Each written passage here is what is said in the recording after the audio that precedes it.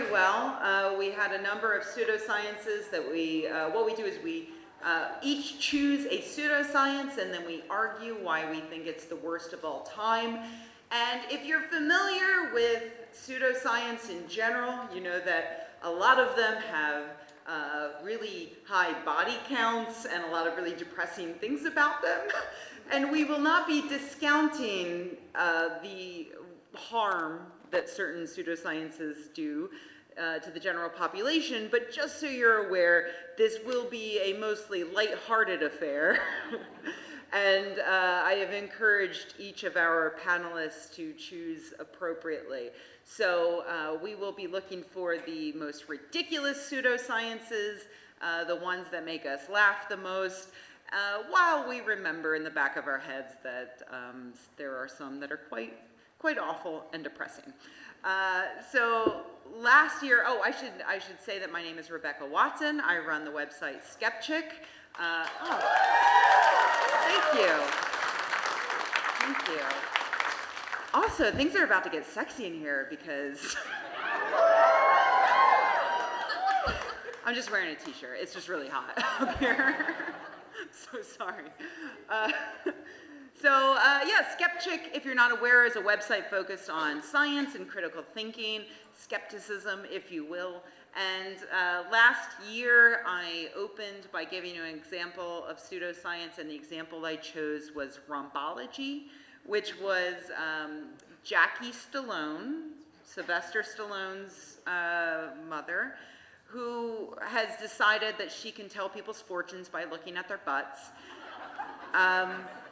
I'm not going to go into that right now. If you missed it, that's your fault. Yeah, good luck, inventing that time machine, because it was amazing. So this year, the example I will give is a new kind of it's not a new pseudoscience, but it is one that I just learned about that I thought was really interesting. I learned about it from a Turkish skeptic who I saw give a talk in California recently, and the pseudoscience in question is called molybdency, and it is fortune telling based on lead. So what you do is you get a boiling pot of lead, stay with me, and then the person who wants their fortune told gets a bowl of water that they put on their head, stay with me, and then the boiling pot of lead is upturned into the bowl of water. Yeah. And what happens when the lead hits the water is that it cools down and it forms lumps, which the fortune teller then scoops out and says, this lump looks like a poop. You're going to have poop issues. Or, I just assume that they all look like poop. It's very safe. It's very safe. And I know that the people running the AV may not really be interested in doing this, but we do need Amy's microphone on at some point, unfortunately.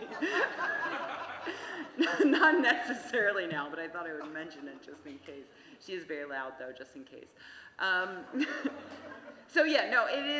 There are risks of boiling lead pouring over your skin. It's not really the safest pseudoscience. But that's an example of what we call a pseudoscience. The idea is that it's something that's based on superstition, that has no real basis in science or reason, and that people use presumably to make their lives better, but ends up just usually making people's lives worse. So what's going to happen is that we will go down the line here, and each of my panelists will introduce herself or himself, and then give their example of what they believe is the worst pseudoscience of all time. When we get to the end, I'm going to turn it over to the audience, and we're going to have a vote by applause, and we will determine objectively, scientifically, what is the worst pseudoscience of all time. So, with that in mind, I will turn it over to our first panelist on the end here, Surly Amy Davis-Roth. What is, in your opinion, the worst pseudoscience of all time? Well, is this on now? I can't. you doing back there? Check. See, this is why the Skepchic network is a group effort. Because we have people like Coven. Because I need someone smarter next to me at all times. So before I tell you what I think is it the most ridiculous, the funniest? The worst pseudoscience of all time, I wanted to share a news story because while I was discussing what I was going to share today at the breakfast table, a really wonderful person who I hope is in the audience today, I'm not really sure, but they leaned over while I was having my French toast and they said, "I hope you're going to mention Jim Carrey." And I was like, what? Why? Because I had just flown in and I had no idea what was going on. But so really quickly, I want to share a news story about the worst spreader of pseudoscience that we have today. And that is Jim Carrey. And if you can see, there's a photo I have of him here. He also appears to have the worst beard in history right now.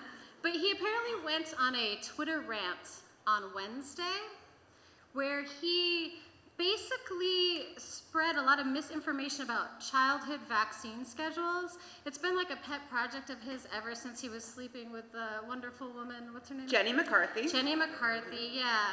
So he went That is the correct response, audience. Well done. But Rebecca, don't you know that they put dead fetus bits inside vaccines? Right, and even if that were true, what Jim Carrey was upset about was the fact that there are neurotoxins in vaccines, and specifically thimerosal. So he went on a Twitter rant saying, man, can't we just have toxin-free vaccines? That's all we're asking. I'm not anti-vaccine. I'm just apparently anti-facts and anti-science. Because what Jim Carrey doesn't realize is that thimerosal hasn't been in vaccines, at least in childhood vaccines, since 1999. So Jezebel did this really interesting... that's the last time he made a funny movie, too. Yeah. We are talking about the star of Dumb and Dumber. So he said all of that, but what he did that was really egregious is that he, I guess as an appeal to emotion to the public, is he went and found these stock photographs of kids that were crying and they were really upset, and he posted them saying, "This is what's going to happen to our children if you give them vaccines." And some of the parents of the children used in the stock photography reached out to him and were like, "Bro, that's not what's wrong with our kid," and forced him to take the photos down. Nice. Yeah. And what's even more interesting about this story is that it turns out that he is sort of a victim of movie marketing, because if you look into the story a little bit more, you find out that he was given advanced screenings of a movie that is being spread around called Trace Amounts. And Trace Amounts is a propaganda film from the anti-vaccination movement, and they've been giving it to actors and famous people that they think might be sympathetic to their cause. And Jim Carrey was one of them, and he was basically just parroting this information he found from this horrible anti-vaccination film. So it's like loose change, but Yeah. for vaccination. Yeah. Great. That's So also boo the correct to Jim response. Carrey. Everyone shave your beard except for this gentleman right here who looks fan-fucking-tastic. It's a fine beard. But in terms of throwing my hat in the ring for the most ridiculous, worst pseudoscience. So yeah, after all that, is anti-vaccination what you're going with? No. Why would it be? No. I want to bring you a little bit of news and make sure that y'all were aware of that happening. And that So what do you think is the worst pseudoscience of all time, Amy? I will talk for an hour nonstop, so Rebecca has to break in. Uh-huh. Yeah. So, all right. Are you guys familiar with ear candling? Is there anyone in the audience who is not familiar? Be honest, you don't know what ear candling is? Yeah, this is a number. Okay, great. Really quickly, I'm going to explain it to you. Basically, if you have clogged ears, you have wax in your ears, or you have headaches, or you're a generally unhappy person, or maybe you lost your keys to your car, or your dog got out and you're trying to find him and you're like, fuck, what do I do? Well, you can get a candle and you can put your head like this and you can place the candle in your ear and then you light it. And the way that it's supposed to work is that the flame creates a vacuum that will gently suck the toxins out of your life and your ear You know, the FDA has approved earwax removal. This technique is completely unproven, okay? It doesn't actually create a vacuum. There's no physics behind this. What it does is it's sort of like a rolled up toilet paper roll that's like hollow in the middle, and it has a little bit of wax so that it can burn. And so they teach you that you open it up and you see all the nasty ass shit that came out of your head and your ear. But really, it's just from the candle burning and the wax dripping on the inside. So Amy, does that mean that is ear candling what you believe is the worst pseudoscience of all time? No, Rebecca, it's not. I don't know why I would have thought that. So, my pseudoscience that I would like to bet is the stupidest, the worst, the most ridiculous, is the dirty little sister of ear candling, and that is butt candling. All right, so that's a very early appeal to butts. It's a proven strategy. So maybe your butt is clogged, or maybe, you know, there's a lot of negative energy in your butt. I don't really know all you people, but some of you seem to be sitting a little bit uncomfortably in your seats. What you can do is you can take a candle that is very, very, very, we might say identical to the ear candling candle, and you can lay on your back and you pull your knees into your chest and you insert your butt candle. And it will create a vacuum.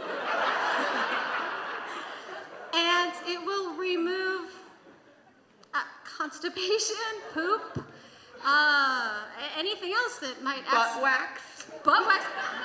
You know, you all seem like really nice people, and I'm certain that no one here would accidentally lose something in their butt, but if that... Accidentally, no. Or purposefully, yeah. Or intentionally, but if that were to happen, you could insert a butt candle. One, you know, citing buttcandle.com, there's very specific... You think I'm joking? You have phones. You can Google that shit. Literally. In the interest of full disclosure, Amy is an affiliate of buttcandling.com. If you mention my name, I believe you get 15% off your butt candle. Great. You want to dampen the butt a little bit, because if you have a very hairy butt, you want to be careful. You only want to insert it about 3 inches. If you feel discomfort inserting the butt candle, it helps to twist. Just a little twist as it goes in. Okay. And flatulence, it should help with that, but you want to be really careful after you've lit the butt candle.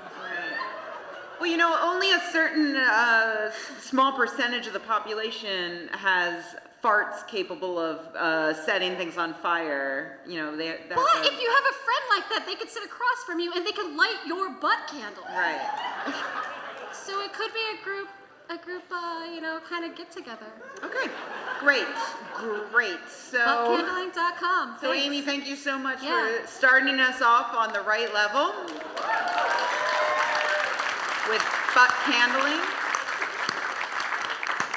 Let's move right down the line. Coven, I'm so sorry that you have to follow butt candling, but what do you believe is the worst pseudoscience of all time?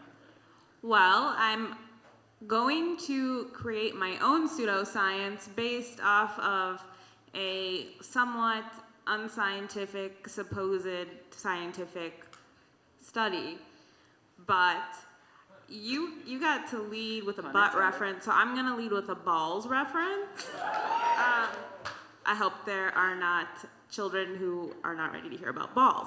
And so first I'm going to describe said quote-unquote study, and then the aftermath of said quote-unquote study. And then I have a proposal for anyone possessing a pair or a single ball. Coven, wait, just to interrupt, just on the behalf of the audience, what about 3 balls? Is that also relevant? I'll accept that. Okay, great. But You're welcome, sir. You'll have to report back. You're gonna have to vote based on my proposal, because this is gonna take a few days. maybe weeks. We'll have to define the parameters. Okay. So, there was a study, which is often cited by some of my nemesis. As you know, some of the skeptics have a few of these. And this person in particular, her name is Zen Honeycutt. She is the founder of an organization called Moms Across America, an anti-GMO organization that co-ops the institution of motherhood as well as the institution of America and being across something and also not liking GMOs. And so, I guess this is the thanks Obama for sterilizing our teens edition.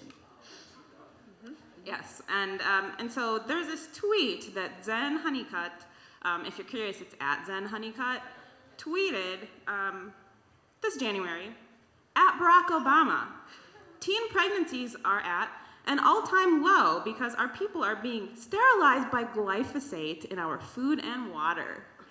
Damn it, Barack Obama, what is up with this Thanks, dropping Obama. teen pregnancy rate? And so,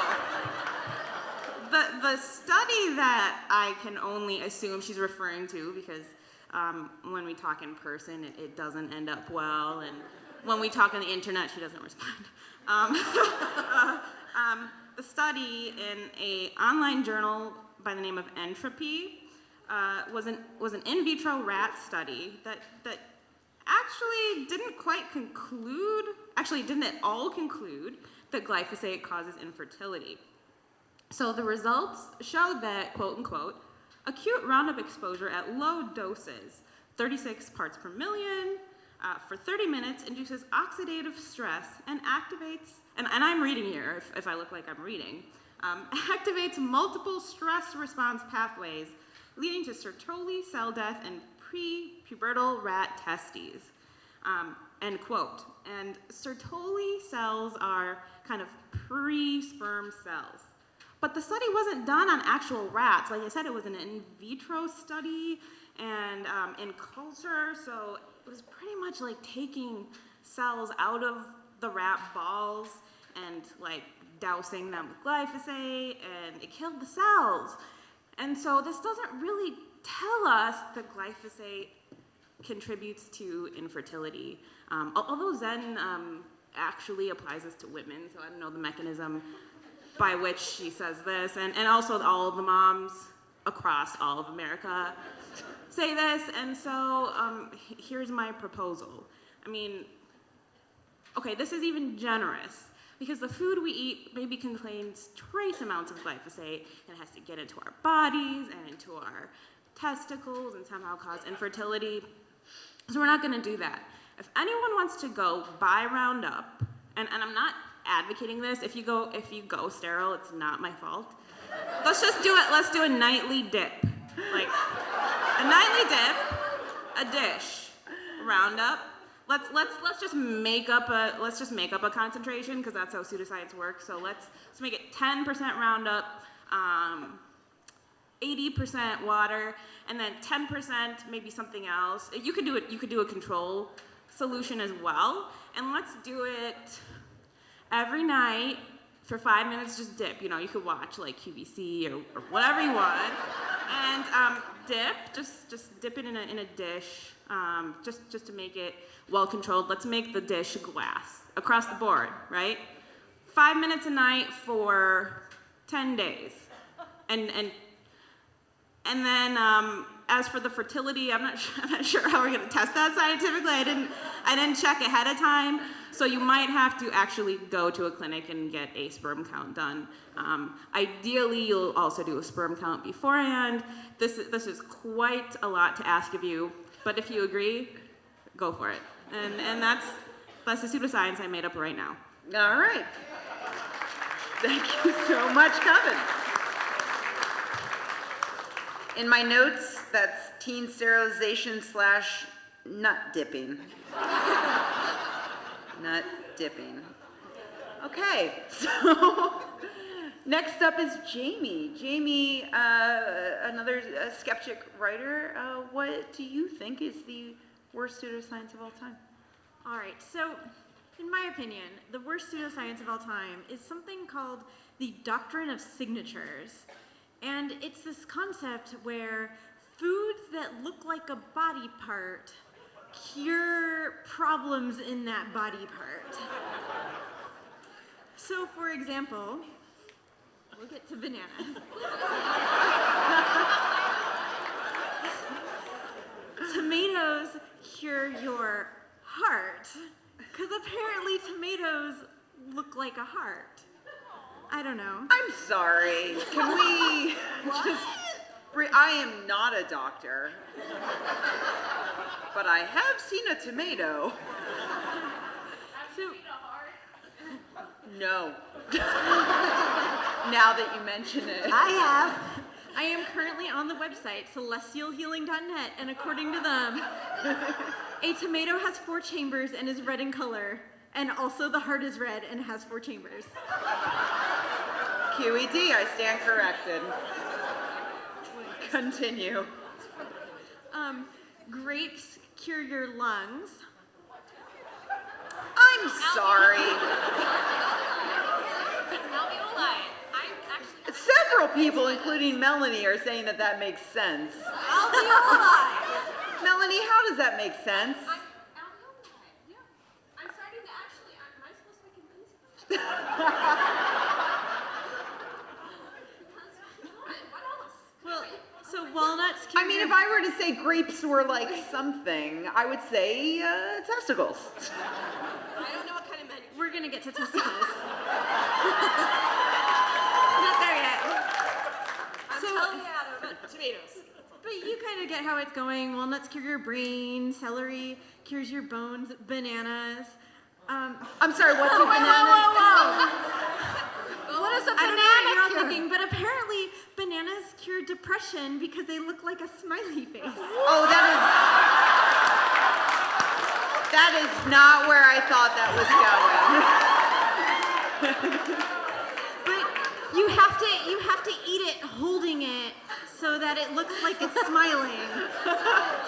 If you accidentally hold it upside down, then you'll get sad, I guess. Okay. Yeah. Yeah, so testicles are apparently cured by figs. Okay. Although, alright. I've been asking around all day. I've been asking people what fruit or vegetable looks most like balls. And the answer I've most gotten is kiwi. That is exactly what I was thinking. The kiwi fruit. Yeah. And that's why I think that the doctrine of signatures is bullshit. Because not only is it ridiculous that something could cure a body part just because it like slightly resembles it, but most of these things do not even resemble that body part.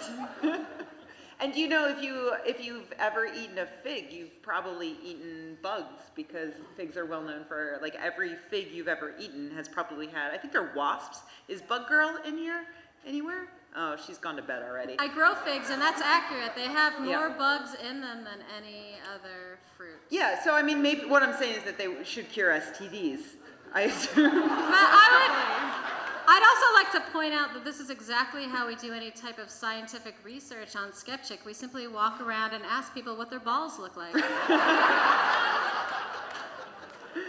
Yeah. All right. So I think, thank you so much, Jamie. That's a great entry.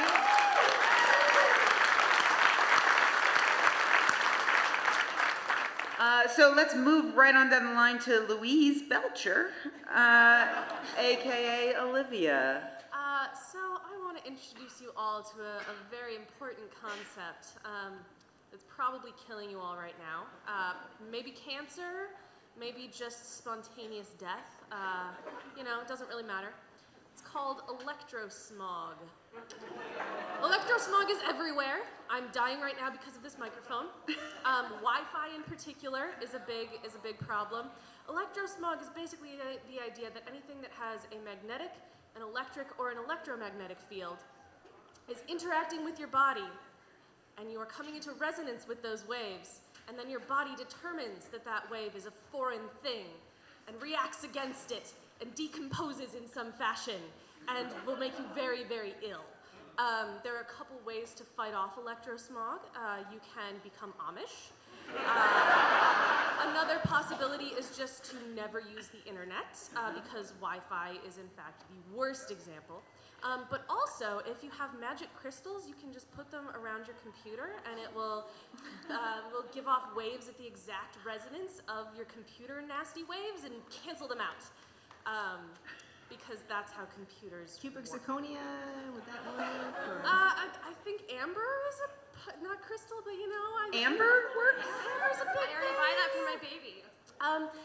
My personal favorite bullet point that I saw on a website about what you need to do in order to reduce electrosmog was abolition of the microwave oven. No! That's an How am I actual gonna reheat my sentence. Chinese food? So, if you don't have cancer yet, you will very soon. And that's why this is the worst pseudoscience, because we should all be dead. Okay. Well, thank you so much, Olivia. I do have to say that I do find that compelling, and that I feel like if I gave up the internet, my life would improve dramatically. But that's just me. Benny, what do you believe is the worst pseudoscience of all time? So I'm going to tell you guys about how the apocalypse comes. According to Crystal Energy, 150 ways to bring success, love, health, and harmony into your life, you can protect yourself from getting computer viruses through the use of malachite, which is a crystal. Oh, so already we've got like some overlap Yes. here in benefits This of is crystals around here. consistent Yeah, with okay. Olivia's. But specifically, the claim is about malachite. It says, placed on your desk, malachite will soak up some of the electromagnetic pollution emitted by your computer and other appliances. You can make it your own personal guardian against viruses that can attack your computer via the internet and email. So, apparently the internet is not a series of tubes. Or a box. Or a box. With a light on it. The biggest problem here, as far as I see it, is, coming our future cyber wars, if we just protect ourselves all with a bunch of malachite instead of, say, antivirus software, we're all pretty much screwed when the apocalypse comes because all of our computers stop working. Well, I mean, it's got to be better than Norton. It's certainly Nerd faster joke. than Thank Norton. you. There are very few venues where you can make a solid Norton joke and have at least half the audience with you. Now, the one thing I do have to say that is a positive about this particular claim is that it does come from a chapter called Crystals for Business Success, and I will say that crystals definitely cause business success if you are selling crystals. Or if you take up stripping and change your name. Crystal with a K. With a K, obviously. Am I the only one in the room that's wondering if it might be better to put crystals up your butt instead of the candles? Already done. I mean, there seems to be a lot of evidence. that You're there- probably the only one who did it while this panel was going on. Yeah, you were wearing 2 necklaces before, I noticed. So that's why you make the jewelry. Yeah, if you want to come by the Skepchic table tomorrow, you can also pick up some crystal jewelry from Amy. Benny, thank you so much for that contribution.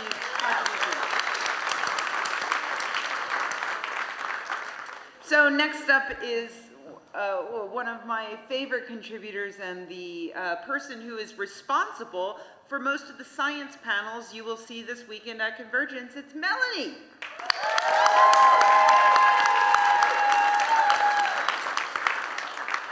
Melanie, what is, in your opinion, the worst pseudoscience of all time? Limber up. You've heard of therapeutic touch. I have.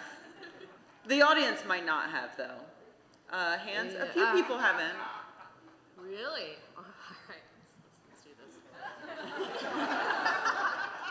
All right, we're gonna start there. That's not actually the pseudoscience, I thought. Okay. That's totally that works. Take the Amy route. You have The really half an hour. long road. All right, let's get into this. All right, therapeutic touch is the idea that somebody can heal you from just about anything through touch. But it's not simply the idea that it can be good for people who are have an illness to have touch and to have somebody caring for them. This is the idea that even just somebody with these gifts can feel the energy and can even just put their hands above your body. So yeah, ironically, you don't even have to touch someone in therapeutic touch. That's exactly. It is neither therapeutic nor touch. Yeah, exactly. Right. It's kind of the anti-touch. And I mean, I believe it was like an 8-year-old girl who designed an experiment. I can't remember how old she was, but Emily Rose, I believe. Yeah. Designed an experiment to basically prove that therapeutic touch was bullshit. Simply by by making it basically a blind test that the people who claimed that they could feel these energies, well, you can't if they're not actually looking at what they're supposedly feeling. Well, surprise, they can't feel it. So I thought that might be a more familiar one. Combine that with the like cures like principle of homeopathy, which actually kind of nicely also dovetails with what Jamie said, the idea that a food that resembles a body part will cure that body part. I would like to introduce you to the curative powers of interpretive dance. Okay, Melanie. I mean, I'm not familiar with this pseudoscience, so I'm just wondering if you could give us an example. If you were familiar, you would never be sick again. The idea is that if you wish to, really, it can work with an illness. It primarily probably works more with symptoms. You can act out that symptom, and you will cure yourself of that symptom. It even works. All right. Yeah, like, Melanie, I have a bit of a headache right now, and I'm wondering if you can cure me of it. Are you ready? Are you ready to follow the steps? Yeah, what do I need? Wait, no. No.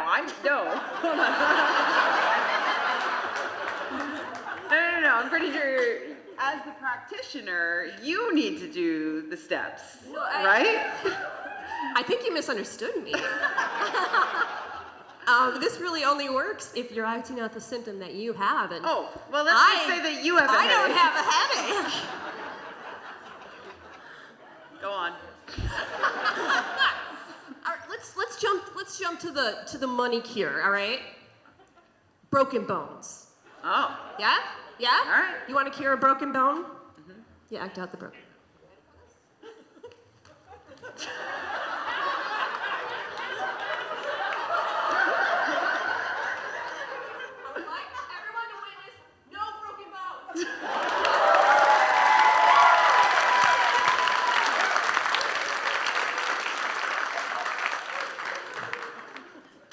How about crabs?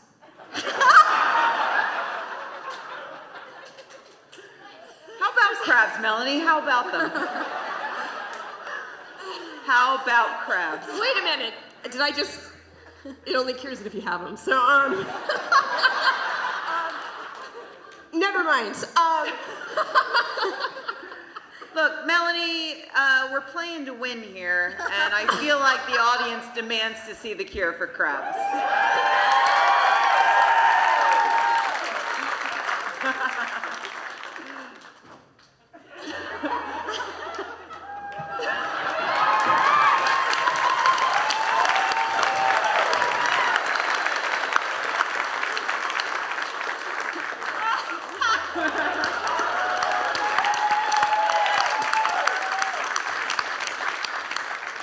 I gotta say, if it were up to me, points for commitment, you would definitely have it there. However, we do have one more entry in the worst pseudoscience of all time contest. It's not as good. It's not. I am so sorry, Ray. It's not as good. But I should mention that Ray Burks, another Skepchic contributor, is well known for having come up with a perfume to deflect zombies. True fact. So she should, I feel like she should have something here to You're gonna be compete. so deeply disappointed.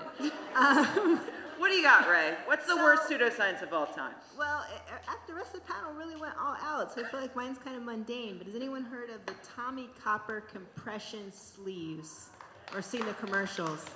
Oh. And I feel like any company that actually calls the fabric they make their thing out of Synergy should immediately just kill it with fire. So of course, they call it Copper Synergy fabric, but they've spelled it Synergy, Z-N. Oh. E-R-G-Y, because why only have copper when you can add in a little bit of zinc, and then you can spell Synergy. And so compression works, like that's, you have the whole Rice method, compression, elevation, ice, the whole, that, good, okay? But they have magically added in infused copper and zinc for fuck all reason. It doesn't do anything. They claim, antibacterial properties. Okay, I'm with you on copper. That could work. That would keep your compression sleeve, if you don't keep it clean, it might keep it less funky. Okay. But I'm sorry, but wait, Ray, can you clarify this? I feel like in most cases you want to increase your funk, don't you? True. I mean a very specific type of Bootsy Collins funk. Yes. Oh, I'm sorry. I was Yes. confusing my funks. I'm Yes. very white. I'm so sorry. Right. If you're towing the roof off the sucker, yes. Right. If you're just jogging, Right. keep it to a minimum. Low funk. Low Got funk. it. Thank you. Okay, so they have this whole thing where it's going to help your immune system, and it's going to make you somehow a better athlete and faster. And whenever you see the commercials, you're like, that looks amazing. I could be like Bolt and run fat. No, you cannot by wearing a compression sleeve. And also, there's a couple different things. They have this thing that ions are somehow going to magically help you be awesome. Yeah, they've actually woven solid, very thin, solid copper metallic wires into the fabric. Okay. And does that help? It doesn't really help because that's not the ionic form of copper. Is that why it doesn't help, right? It doesn't help. What if it was the ionic form of copper? Even if it was, and there, a little bit of oxidation, it wouldn't do anything they claim it would do, which is probably why they got hit with a massive class action lawsuit. And the zinc doesn't do dick either. So. Speaking of, I'm just going to Or balls. Doesn't do dick, it doesn't do balls, doesn't do anything. Right. I just want to throw this out there to try to help you. And just so you know, we're going to open it up to audience questions so you guys can figure out which one you want to vote for. And there's a microphone in the back of the room that you can go It's in to the middle. now to ask your brief questions. But one brief question for you, Ray, just to try to help you out here is, could you put the compression sleeve on a dick? Nobody has a dick that big. They're made for arms. Could I just see hands? 1, 2. Thank you so much, Ray.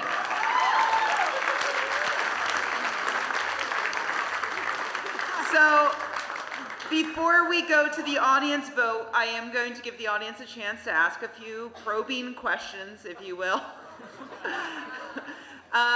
And so I think do we have someone back there where's the microphone? It's right in the middle of the room right there. Oh, it's right there in the middle. There's no one at it, you guys.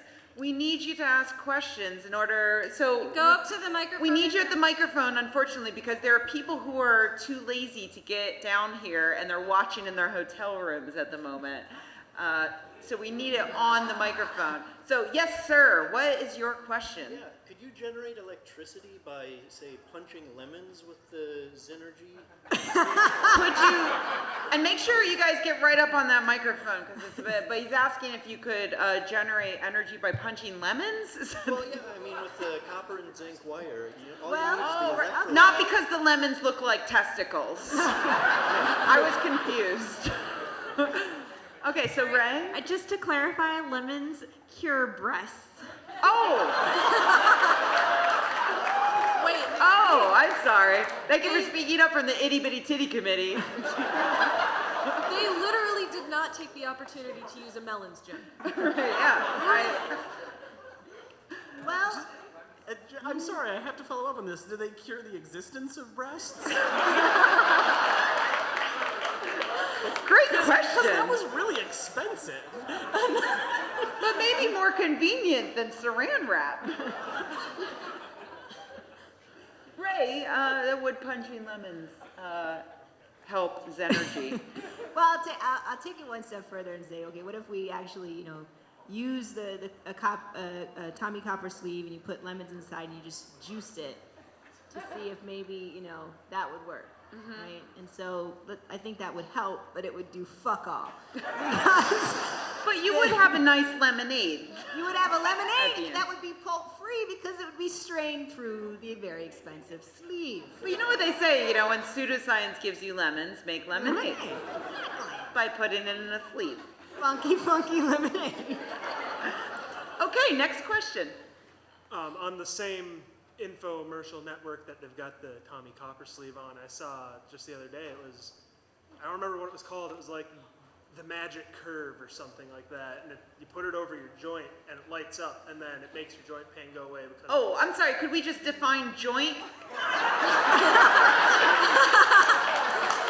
well, they had Because I live in California and there's issues, I don't know. there was a lot of imagery of the lower halves of old people, so So you're talking about your joint. joints. Oh, no, like Multiple joints. Oh, okay. There's so many different That will ways to... cure pain, sir. Yes. So yeah, there were lights, cures joint pain through lights. Have any of you heard that, seen it? Through lights. Has anyone same- seen that? Didn't we do Same something with light information. curative therapy last year and decided that it was a bunch of bullshit? I think we did. I think we decided that last year. Are the lights in the shape of a joint? I think that's called a vaporizer.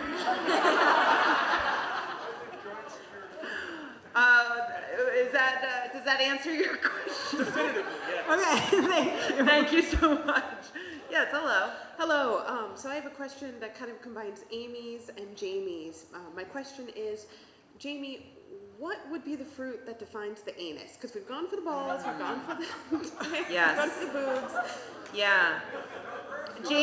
Jamie, what would you put a candle in order to... Donut. Donut. Follow-up question.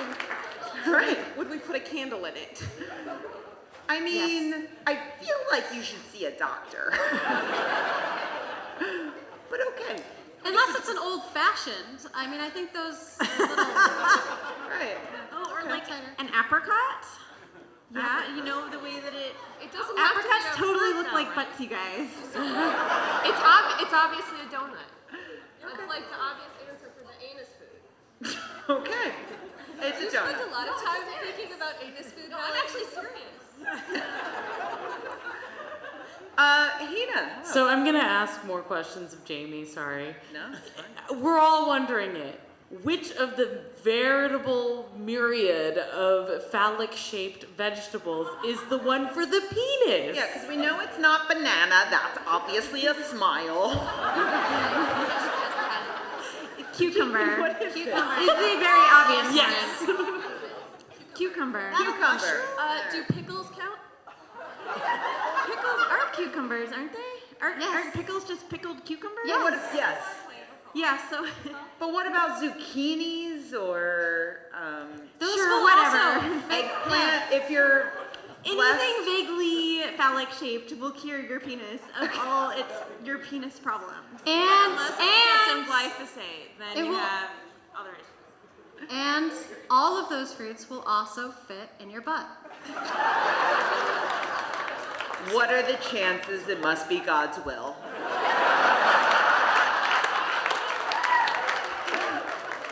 Next question. You can do it. It's all right. Amy, Yes. is there some specific reason why the butt candles have to be at least 3 inches inside your butt? Very good question. That's a long ways. Yeah, 3.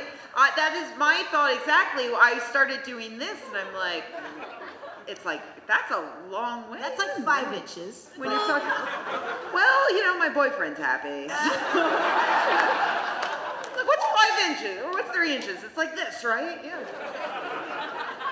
Well, the matches are only 10 inches long, so we're afraid that you won't be able to reach around all the way based on the position that you're in if you push them in any farther.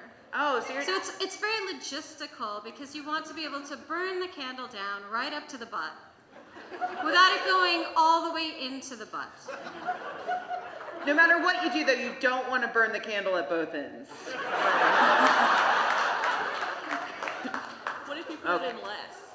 If you put it in less, then you won't get the proper vacuum action, which might ruin the party. All right, thank you so much. Next question. You talked about a copper line fabric, but there's a direct sales marketing that goes on called Norwax with the silver lined fabric.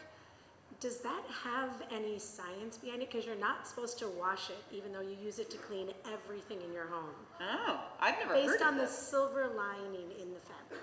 Silver's got, I mean, there's a lot of research to back up silver's antibacterial properties. That's why they started lining washing machines. Get right up on that Oh, microphone. sorry. There's a lot of research that talks about the antibacterial properties of silver. And so a lot of dryers and washing machines actually, if you buy, you know, the certain antibacterial ones, it's because they've just put a thin coating of silver on the inside. And so that one, you know, again, but what is that going to do for you? It might keep the item less non-Bootsy Collins funkish, but it's not going to do much for your health, like as far as that goes. But yeah, that's totally legit. So Wow. what if you ingest the silver? That will make you really clean, right? Absolutely not. And like, you know, like anything else, it's, you know, there's a certain concentration where it becomes, you know, dangerous, but the levels that we use it to kill, you know, tiny creatures that are funking up in bad ways, our stuff, is much, much lower than, I mean, much lower than would ever, you know, be a problem to us. And you can poison yourself with anything, and you could do it with silver. It would just cost you a lot. Yes! Poisoning yourself. Poisoning yourself, everybody! Yes. Follow-up, different question. So, lemons, do those still work if you have large breasts? Because I don't think Yeah, those are not gonna work lemons. for What do me. we do? Melons. What do we do? Yeah. So it was basically all citrus fruit. So you guys, I did not make up the lemon thing. Grapefruit. It was from celestialhealing.net. Yeah. What about grapefruits? And yeah, so it said grapefruit, oranges, and lemons all cure breast cancer. But do you have to choose the appropriate fruit according to your cup size? I would think so. Although, if your breast is shaped like a lemon, please go see your doctor. Just a further clarifying question. Are they trying to imply something about breast milk when they say citrus is the appropriate kind of fruit? That's true. That would spoil, right? Is that where you're going with that? This is like almost got a sick logic to it, this signature. I find it deeply disturbing on many, many levels. No, there is no logic to celestialhealing.net. Okay. Yes. Okay, being an IT admin and with the malachite and the antivirus stuff, does it only work on Wi-Fi, or is it supposed to, like, you know, plug in the networking cables to it. So the book actually does offer some suggestions on how to use malachite for this. You are supposed to pick up the stone and hold it firmly in your hand to feel its power and purifying abilities. Ask it to soak up any negativity from your office space and send out strong, positive, energetic rays around your computer to keep it virus-free. Does saying please and thank you increase your chances of virus protection? The book does not clarify, but my guess would be that yes, because they are the magic words. Right.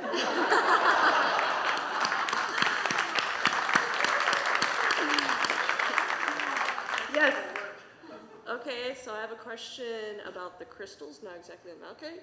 So do they say that you need to create sort of a ring around the computer with these crystals, or do you need like to wear a crystal suit, or are they just not specific?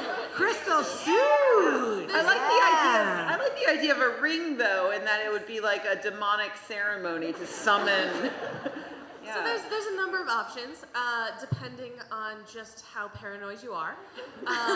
In some cases, you need to totally remove any electronics or magnetic things from your room. Otherwise, you can wear a little pouch of crystals to keep you safe all the time. Or you can do a little defensive shield in front of your computer. And if you want to, you can make it have little turrets and stuff. You can make it aesthetic if you want to. Nobody says it has to be ugly. But yeah, it's really a personal choice. Olivia, what if you stuck the crystal in your butt? Well, you wouldn't get butt cancer. Okay. Yes. So, as I have learned from Steven Universe fandom recently, malachite and lapis lazuli both dissolve when put in water, and I think it's malachite that's poisonous when you put it in water. So are there any, like, stupid or lethal advices given by crystal healing websites? Sticking malachite up your butt. Just me. So I would say absolutely yes. Utilizing this kind of healing instead of actual medicine is lethal. Don't go to your doctor, you might die. So I think we have time for just one more. Well, two more. You're waiting to. Let's keep it brief, yeah. Thank you, I couldn't handle that pressure. So my question about the computer specifically is, would Sony have benefited by putting crystals around their mainframe or something similar to that to protect them from hackers? Yeah, that's a great question. Very relevant. So, my suspicion is no. You may need to have a different crystal other than malachite, because malachite is apparently, like specifically a healing crystal, and there seems to be some confusion in this book about whether or not viruses of people or animals are the same as computer viruses. Like the fact that they have the same word seems to create some confusion. I'm sorry. There's confusion over whether we're talking about computer viruses or animals? Well, whether they're viruses that like infect living things. Oh, so right. malachite apparently is supposed to work for computer viruses because it is also supposed to work for real viruses. Right. Okay. So my guess would be that a crystal that is intended for protection against malicious people, right? Yeah, would be probably have been more equally helpful to Sony. Wow, that was actually a really great answer. It's a very factual answer to that question. Okay, For last some question. All the pressure is on you. Really? You can do it. I have a question regarding the candles. Were there any specifications about what kind of wax versus bees versus paraffin? Oh yeah, it's the butt candles, yes? Yeah, It's very specific. You must purchase these candles from buttcandletrademark.com. And again, put in offer code Surly Amy at checkout. So we don't know if it's what kind. Yeah, you but can't it has to be just their special. I believe it's soy. You For our can't just vegan take friends. your average dinner table candle and shove it up your ass. It needs to have, I mean, you can. I won't judge. She will will judge. She will absolutely judge. Motherfucking judge you. Amy, do they have multiple flavors and scents and colors? It needs to, the most important aspect is that it has a hollow center so that it can suck the toxins out of your butt. So with that in mind, there are other ways to suck things out of your butt if, Yeah. you know, if it came down to it. Right, a vacuum. Thank you, I'll see you in an hour.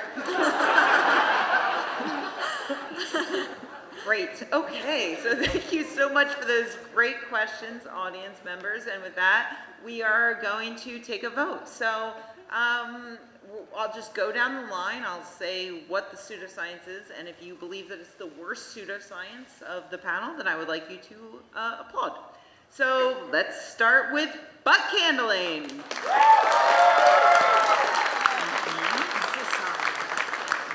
Next up, teen sterilization / nut dipping. Food that looks like balls.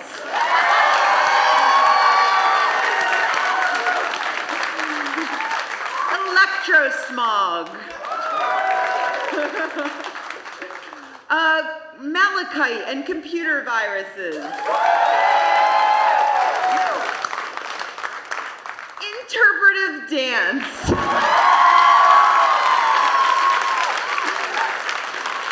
And finally, compression sleeves that may or may not go on your dick. It's between interpretive dance and food that looks like balls. So I'm just gonna go over those two again, okay? So first up, food that looks like balls.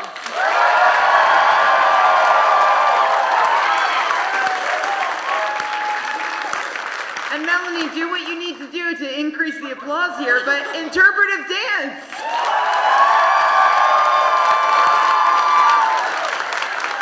I'm so sorry, Melanie, but I'm pretty sure the winner is food that looks like balls.